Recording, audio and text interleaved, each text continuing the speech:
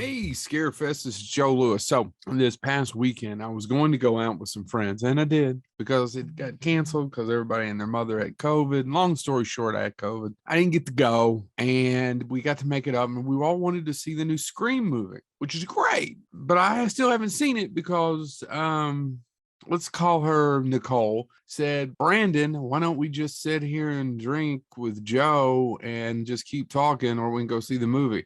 And she's the boss, so we both listened and just sat there and had a really good time, but I still haven't seen the new Scream. And I told Brandon I was going to review it because you have a show with Wes, and I was going to review it, and you said I should do this. He didn't say I should do this. And what he told me to do is say, you know what? Just tell him anything after Scream sucks. I kind of agree with him.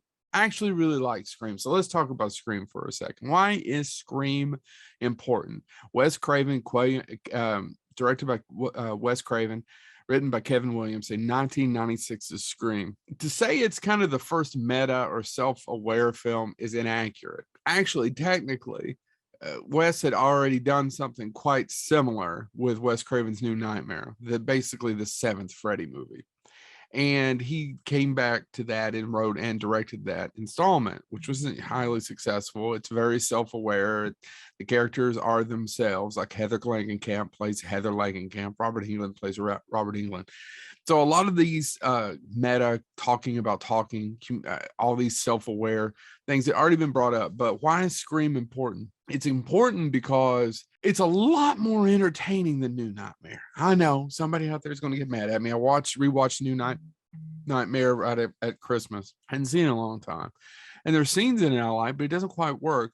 Whereas 1996's Scream works perfectly, like a Swiss watch. That screenplay just goes and goes and goes. And Kevin Williamson, if you guys don't know, wrote it basically over a weekend. It was originally titled Scary Movie, which is what Dimension would later make as the mock films of those, the Scary Movie franchise, which went on to do quite well itself. And then they had a hard time getting Scream made. And they went to every director. Romero even turned them down. Wes Craven had turned them down a couple of times. Finally went with Wes. And I think it was the lightning in the bottle. Not only did they have this young cast filled with television folks, they also had a man kind of reinventing himself. He had done New Nightmare. He did Vampire in Brooklyn with Eddie Murphy, which was it's not an overly good film. It's got some good scenes in it, but it wasn't a big success. It's kind of a comedy horror hybrid that doesn't quite work.